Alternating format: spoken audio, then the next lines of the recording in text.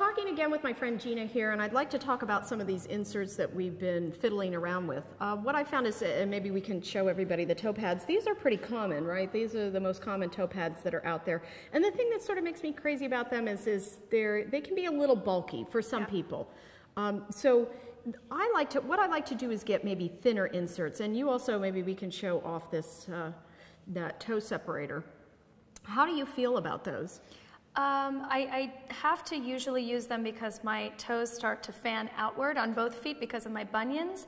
It's just hard to find the right size because sometimes these are too bulky and sometimes I get maybe a sponge.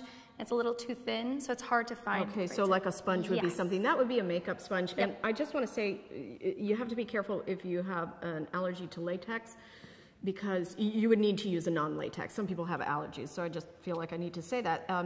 Then what I've really been experimenting around with is these kind of toe separators. They're foam.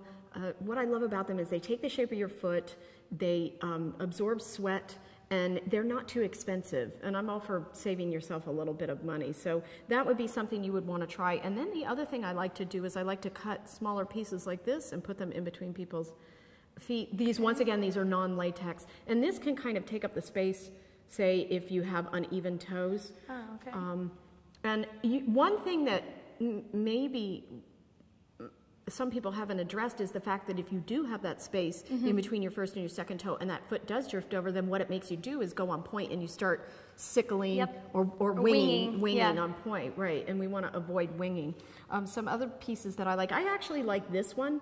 That's a big tip that goes over your big toe. So if you have a shorter big toe, or if your second toe is really striking too hard in the shoe, what I like about these is they're uncovered, so it takes up a little bit of less space in the shoe.